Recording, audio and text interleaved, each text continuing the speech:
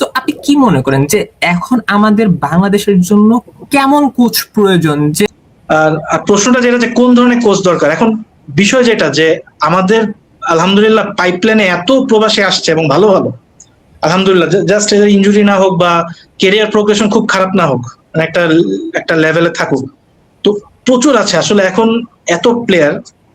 তো এখন এই মুহূর্তে বলা মুশকিল যে কিরকম ট্যাকটিক্সে গেলে, ফরমেশনে গেলে মানে ভালো হবে, কারণ আমি এখনো জানি না যে নেক্সট জুন উইন্ডোতে কে কে অ্যাভেলেবল হইতে পারে। আমরা কথা বলতেছি, যেমন ইনশাল্লাহ রুনানকে হয়তো রাখা হবে, ট্রেভর ইসলাম আসবে না, ঠিক আছে। তারপর হচ্ছে নিলয় হয়তো আসতে পারে, অনেকে বলতেছে কথা বলছে নিলয় ভ্যান্ডার প্লয়েক, যে হচ্ছে সেন্ট্রাল ডিফেন্ডার রোলে খেলে, নেদারল্যান্ডসের সেকেন্ড টায়ার একটা ক্লাবে আন্ডার 21 দলে খেলে। তো আমরা এখনো জানি না যে কিরকম প্লেয়ার আমাদের হাতে আসতেছে, তো এটা বলা মুশকিল। তো সবচেয়ে ইজি যেটা, যে সবচেয়ে মানে যেটা ইজি যে আমরা বলি যে আমরা আচ্ছা অমুক কোচকে নেই, অমুক অমুক অমুক দেশে কোচিং করাইছে, আমরা নাম বলি যে এই কোচটা এই নামে, যে অনেকে বলছে অ্যান্টয়েন হে আছে, তারপর বার্নার্ড স্টর্ক, ইগোর স্টিমাস বলি, বা পিটার বাটলার, বা যেই হোক, রাদুলো রাদুলো মিওদ্রাভিচ না কি জানি নাম, এরকম আমাদের নামটা জরুরি হচ্ছে কোন কোচের ট্যাকটিক্যাল মানে কোয়ালিটিটা কিরকম, ট্যাকটিক্যাল দর্শনটা কি। বাংলাদেশের জন্য সবচেয়ে ভালো হবে এমন একজন কোচ যে হচ্ছে এক্সিস্টিং স্কোয়াড নিয়ে, তাকে যে স্কোয়াডটা দেওয়া হবে এক্সিস্টিং স্কোয়াডটা নিয়ে সে হচ্ছে ট্যাকটিক্সটা বানাবে। আচ্ছা আমার হাতে অ্যাটাকিং প্লেয়ার আছে, ওকে আমি অ্যাটাকিং খেলতে পারবো। আচ্ছা আমার আজকে এরকম সমস্যা, আমি বেশি এক্সপ্রেসিভ হইতে পারবো না অ্যাটাকিং নিয়ে। পাশাপাশি প্রতিপক্ষ অনুযায়ী খেলাবে। আমরা এমন কোনো ব্লাইন্ড কোচ চাই না যে হ্যাঁ এসে বলবে যে হ্যাঁ আমার দর্শন অ্যাটাকিং, আমি বুঝি না, আমি লাওসের সাথে খেলতেছি, ভুটানের সাথে খেলতেছি, নাকি জাপানের সাথে খেলতেছি, আমার কিছু যায় আসে না, আমি অ্যাটাকিং খেলাবো না। আমার একটা টেকনিক্যালি ফ্লেক্সিবল কোচ দরকার, যে এক্সিস্টিং স্কোয়াড অনুযায়ী টিম বানাবে, অপোনেন্ট অনুযায়ী ম্যাচ বাই ম্যাচ সে হালকা চেঞ্জ আনবে। যেমন আমি যদি বলি যে 4-5-1, মানে 4-5-1, 4-3-3 অ্যাটাকিং হয়ে যেতে পারে ম্যাচের সময়, সেই আবার এই 5-4-1 ডিফেন্সিভ হয়ে যেতে পারে এটা। হ্যাঁ, তো আমার কিন্তু বেশি চেঞ্জ আনতে হচ্ছে না। একটা কোচ যদি সে ধরি 4-3-3 অ্যাটাকিং তার দর্শন, কিন্তু সে জাপানের সাথে বা ইরানের সাথে গিয়ে দেখা যাবে সে 4-5-1 করে দিবে, যেটা অ্যাকচুয়ালি মাঠে 5-4-1 হিসেবে কাজ করবে, তো ডিফেন্সিভ কাজ হয়ে গেল আমার। এই যে এই হালকা বদলগুলা, এগুলা দরকার। একজন কোচ যদি বলে যে না না আমি ভাই বুঝি না, আমি অ্যাটাকিং খেলাবো, এই সে আমার হাতে কি আছে না আছে আমি জানি না, আমি অ্যাটাকিং খেলাইবো, ভাইসা বলবে আমি তো লং বলে খেলো, আমি এত কিছু বুঝি না, এত মিডফিল্ড আমি ভাই ডিরেক্ট লং বল, ডিরেক্ট মার করে। বা একজন এসে বলবে আমি পাসিং খেলাবো। আপনার দলে কথার কথা, আপনার হামজা সমিত একসাথে নাই, মিডফিল্ড তো শেষ, তাহলে আপনি কারে দিয়ে পাসিং খেলাবেন? আপনি তো উপরে অপনের উপরে বল ডিসপোজেস করে গোল দিয়ে দিবে ঠাস ঠাস। হ্যাঁ, তো আমরা বলবো যে এরকম, তো আমরা কোচদের যখন ইন্টারভিউ করব বা বাফুফের কমিটি বা যারা আছে, তখন এভাবে জিজ্ঞেস করতে হবে যে জাস্ট প্রোফাইল দেখলাম, ও আচ্ছা অনেক বড় বড় জায়গায় কাজ করছে না, বা বেতন দেখলাম ভাই আমার তো ভাই 12,000 দিতে পারবো, 15,000 দিতে পারবো, এর চেয়ে বেশি দিতে পারবো না, এরকম হবে না।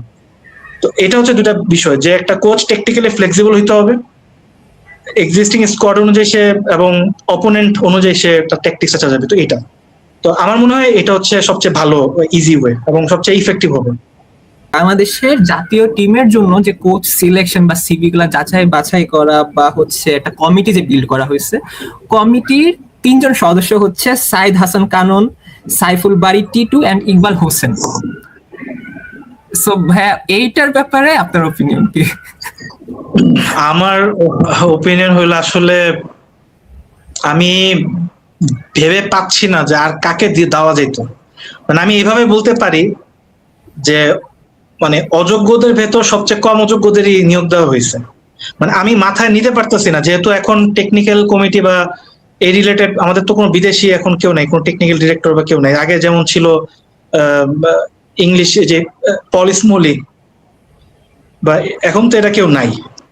তো এখন আমি জানি না যে আমি কার কথা চিন্তা করতে পারতাম যে কে এখানে আসতে পারতো। হ্যাঁ, তো এখন আমি হয়তো বলতে পারতাম যে পিটার বাটলারকে হয়তো দেওয়া যেত, কিন্তু পিটার বাটলার নিজেও আবার মানে নিজেকে মনে করে যে যথার্থই, যে সে মনে করে যে হ্যাঁ সে বাংলাদেশ ন্যাশনাল টিমের দায়িত্ব নেওয়ার মতো যোগ্য, হ্যাঁ ডেফিনেটলি সে ক্যাপেবল। কি পিটার বাটলারকে থেকে কি মানে গেস্ট অ্যানালিস্ট হিসেবে বা তাকে কি জয়েন করানো যায় কিনা, সে দুর্দান্ত সফল, কোনো সন্দেহ নেই। নারী ফুটবলে সে দুর্দান্তভাবে সফল হয়েছে, দুটা টিমকে সাথে কোয়ালিফাই করেছে। তো আমি আমি জানি না যে এখানে কাকে আর দেওয়া যেত, মানে হয়তো সবচেয়ে কম ডিসঅনেস্ট, সবচেয়ে কম অযোগ্য মানে মানুষগুলো আসলে আমি বলবো যে আমি যতটুকু চিনি বাংলাদেশের ফুটবল, আমি খুব বেশি হতাশ হইনি। মানে আর কাকে দেওয়া আমি জানি না, কিছু করে নাই। এখানে ইম্পর্টেন্ট হচ্ছে যে তাবিত আওয়াল, উনি উনাকে শক্ত হাতে মানে নিতে হবে। মানে উনিও তো ফুটবলে আছে অনেক বছর ধরে। তো উনি স্ট্রিক্টলি মানে কমিটির কথায় গেলে হবে না, ওনার নিজেরও একটা যেহেতু অথরিটি, উনি ন্যাশনাল টিমস কমিটির চেয়ারম্যান, তো তারও একটা ওই স্ট্রং একটা হোল্ড থাকতে হবে, কোচদের ব্যাপারে সে থাকতে হবে, তার নিজেরও ওইভাবে ঘেটে দেখতে হবে যে কোন হ্যাঁ কতটুকু কি। এবং ট্রান্সফার মার্কেটে ঢুকলে কোচদের একদম সুন্দর হিস্ট্রি দেখা যায়। ইভেন উইকিপিডিয়া গুলো খুবই সমৃদ্ধ, এখানে লিঙ্ক সহ আপডেটেড থাকে। তো ওনাকে নিয়ে তাকে নিজেরও একটা ভালো একটা হোল্ড নিতে হবে এখানে। তো আমি জানি না আসলে এখানে আর কাকে বেটার কে, মানে এখানে সবচেয়ে বড় অনেস্ট কাকে আর দেওয়া যেত, আমি জানি না আসলে। সো ভাইয়া এখন নেক্সট কোয়েশ্চেনে যাই। আমাদের দলে যেটা আমি প্রিভিয়াসলি মেনশন করলাম যে আমাদের মানে প্রপার ম্যানেজমেন্টের একটা অভাব আছে। আমরা হচ্ছে টিম স্কোয়াড সিলেকশন থেকে শুরু করে প্লেইং 11 সিলেকশন সবকিছুতে এক ধরনের সমস্যা। সো আমরা সাপোজ ধরে নিলাম যে দ্য বেস্ট পসিবল কোচ বাজেটের মধ্যে যেই হোক না কেন আমরা তাকে সিলেক্ট করেছি, বাট ইস্যু ইজ আমাদের কোচ ছাড়াও দেখা যাচ্ছে আমাদের অ্যাসিস্ট্যান্ট কোচ, অ্যাসিস্ট্যান্ট ম্যানেজার কি বেসিক্যালি হাসান আল মামুন, তারপর অ্যাসিস্ট্যান্ট ম্যানেজার ডেভিড গোমেজ, জাবি ফার্নান্দো, আশরাফুল রানা, আরো কোচ আছেন। তো এটা নিয়ে অনেক ধরনের কোয়েশ্চেন উঠে যে হচ্ছে কি বেসিসে হচ্ছে এনাদেরকে অ্যাপয়েন্ট করা হয়েছে, স্পেসিফিক্যালি দ্য গোলকিপিং কোচ। তো আপনার কি মনে হয় যে হেড কোচ আমরা চেঞ্জ করলাম, তো অন্যান্য যে পজিশন গুলো রয়ে গেল, স্পেসিফিক্যালি যে কিছুক্ষণ আগে বললাম যে কমিটিতে অ্যাড করা সাইফুল বাড়ি টিটো, উনি বেসিক্যালি ম্যানেজমেন্টটা সামলাচ্ছেন। সো শুধু কোচ চেঞ্জ করলে কি আমরা হচ্ছে বাংলাদেশ দলের সিনারিও চেঞ্জ করতে পারবো কিনা? কারণ ফর এক্সাম্পল আমরা যদি বার্সেলোনার চিন্তা করি, যেমন জাভি ছিল, জাভিতে ওরও হচ্ছে প্ল্যানিং এর মধ্যে এক ধরনের সমস্যা ছিল, একটা প্রপার চাপ প্রেসার ছিল, টিম কাকে এড করব না করব। তো ওরকম ভাবে বাংলাদেশের ক্ষেত্রেও আমি যদি শুধুমাত্র হেড কোচ চেঞ্জ করি, সেটা কি আমার কোনো সলিউশন আনতে পারবে কিনা as management, team selection are playing 11 এর জন্য? এটা ডিপেন্ড করে আসলে। যেমন পিটার বাটলার একাই একদম সব সেট সাইজ করে ফেলতে পারবে, ইগোর স্টিমাচো। তারপর আমি যদি পিটার সার্টের কথা বলি, ক্রোয়েশিয়ান কোচ, যে আফগানিস্তান, মালদ্বীপ, তারপর তাজিকিস্তানে কোচ ছিল, মানে সেও একটা সময় একটু সেটেল হতে একটু সময় নিত, বাট আলটিমেটলি সে বুঝে যেত কিভাবে কি কাজ করতে হবে। তবে আমার কথা হচ্ছে আমি তো কোচদেরকে একটা বেস্ট পসিবল একটা মানে পরিবেশ দিতে চাই, এবং আপনি কোনোভাবেই চাইবেন না যে মানে যেমন এডসন সিলভা ডিডো যে ছিল, তার সহকারী ছিল শফিকুল ইসলাম মানিক। তো মানিকের ব্যাপারে বলে গেছে যে তার কোনো কাজ ছিল না, এটা ডেইলি স্টার এখনো আছে কথাগুলো, এগুলা লিঙ্ক আছে। তো এখন ওই লিঙ্ক গুলা কাজ করে, যে সে বলে যে সে হচ্ছে স্পাই ছিল, ফেডারেশনের একজন মানে ন্যাশনাল টিমস কমিটির সভাপতি ছিল তখন, নাম নিয়ে বলে মারা গেছে, যাই হোক।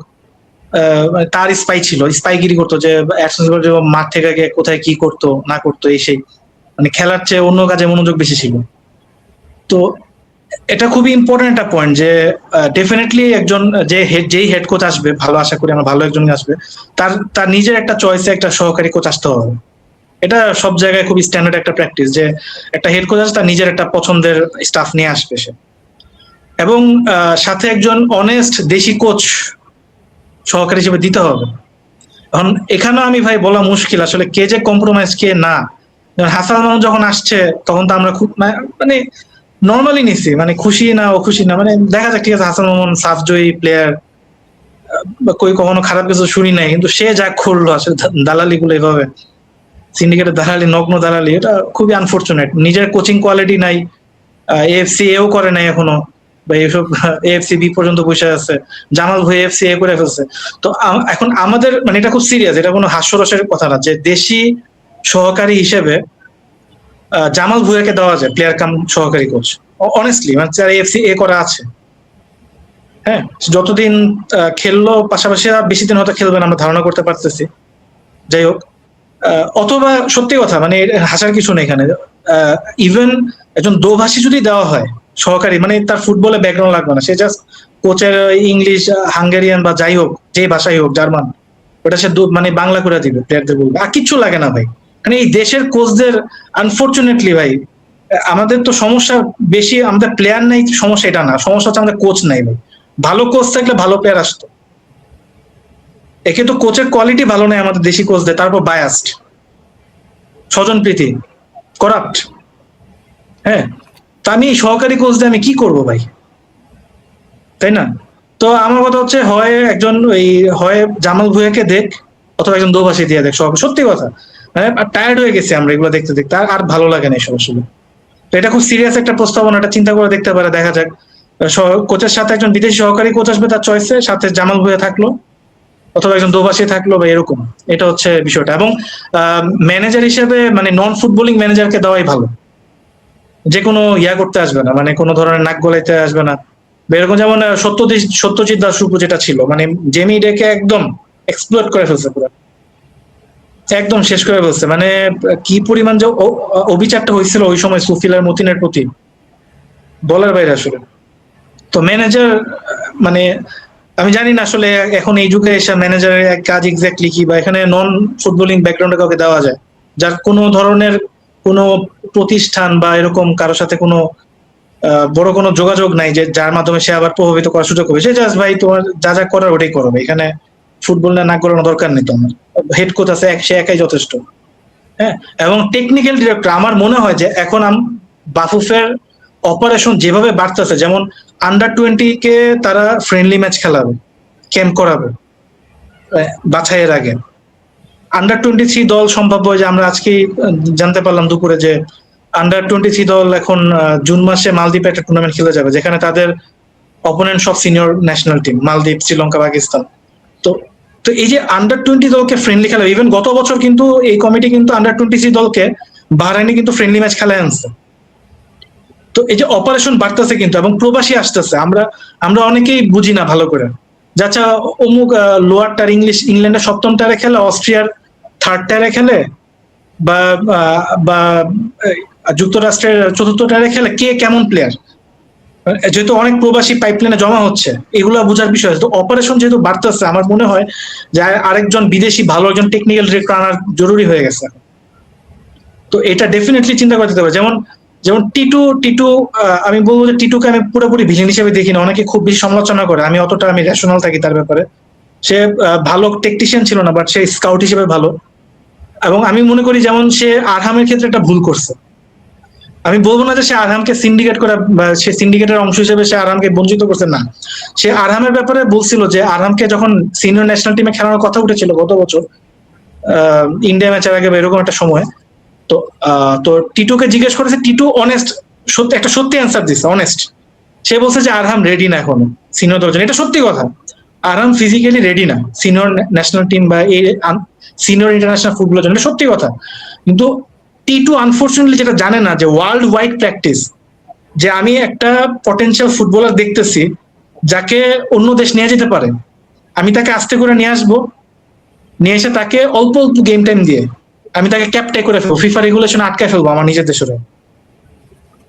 এটা ওয়ার্ল্ড ওয়াইড প্র্যাকটিস, নাম বইলা দেশ মানে ফেডারেশন যারা করতেছে এই প্র্যাকটিস গুলো করতেছে, কোচ, মানে এটা নাম বলে শেষ করা যাবে না। এমনও হয় যে এরকম নিয়ে আসছে একটা প্লেয়ার, এখন দেখা যাবে একটা স্পেসিফিক ম্যাচ খেললে প্লেয়ারটা ওই দেশের ক্যাপটাইড হয়ে যাবে, মানে আজীবনের জন্য সে টাইড হয়ে যাবে। তো ওই প্লেয়ারটা রিফিউজ করতেছে, একাদশে নাম দিছে, প্লেয়ার নাম দেয় না, বেঞ্চে বসে আছে, কয় না আমার অমুক আমার অরিজিনাল ফেডারেশন ফোন দেওয়া কইছে ম্যাচ খেললে আমি ক্যাপ্টেন হয়ে যাবো, আমি এখন ক্যাপ্টেন হতে চাই না, আমি আমার অপশন ন্যাশনাল টিমস অপশন এখনো কনসিডার করতে চাই, মানে আরো এক্সপ্লোর করতে চাই, দেখি আমি আরেকটু সময় লাগবে আমার। ঠিক আছে, আমি তোমার 5 ম্যাচ খেলছি, 6ষ্ঠ ম্যাচটা খেলতে পারতেছি না, সরি, আমি ক্যাপ্টেন হয়ে যাব। এরকম প্রচুর ঘটনা ঘটে। এই যে টিটুর এটা হচ্ছে তার লিমিটেশন, এটা তার ভুল না, কিন্তু লিমিটেশন। তো এই যে ওয়ার্ল্ড ওয়াইড ফুটবলে যা হচ্ছে এখানে পিছায় থাকা, তো আমাদের তো এখানে এই জন্য ভালো একজন কাউকে লাগবে। তাই না? তো এটা হচ্ছে বিষয় যে আমাদের টেকনিক্যাল ডিরেক্টর একজন ভালো ভালো বিদেশিকে আনতে হবে, হেড কোচ সহকারী কোচ দুইটা ক্ষেত্রে লাগবে, আন্ডার 20 আন্ডার 23 দলের জন্য, অথবা আন্ডার 17 আন্ডার 20 দলের জন্য আলাদা একটা হেড কোচ লাগবে বিদেশ থেকে, যেটা বাফুফে দেখতেছে। তো সিনিয়র দলের যে কোচ সে আন্ডার 23 দলটাও সামলাবে, আর সাথে আরেকজন বিদেশি কোচ থাকবে শুধুমাত্র আন্ডার 17 এবং আন্ডার 20 দলের জন্য আসবে, এবং দুইজনের মধ্যে যোগাযোগটা থাকবে। কারণ পাইপলাইনের বিষয় আছে, আন্ডার 17 আন্ডার 20 প্রত্যেকটা লেভেলে এখন আমাদের একাধিক প্রবাসী প্লেয়ার আছে। খুবই ক্রিটিক্যাল সময় সামনে। আমরা যদি বাফুফের প্রতি অনুরোধ থাকবে যে এই সময়টা যদি আমরা ঠিকমতো কাজে লাগাই, নেক্সট 20 বছর একদম মানে সেট হয়ে যাবে। একটু কষ্ট করে একটু ভালো কোচ নিয়োগ দেখ, একটু ব্যাকআপ দেখ, যেমনটা বাটলারকে ব্যাকআপ দিছে, যেমনটা ক্যাবরেরা ব্যর্থতা সত্ত্বেও মানে ব্যাকআপটা দিছে, একটা ভালো কোচ দেখ, একটু ব্যাকআপ দেখ 1-1.5 বছর, পুরা নেক্সট 20 ইয়ার্স একদম সেট হয়ে যাবে আমাদের ইনশাল্লাহ।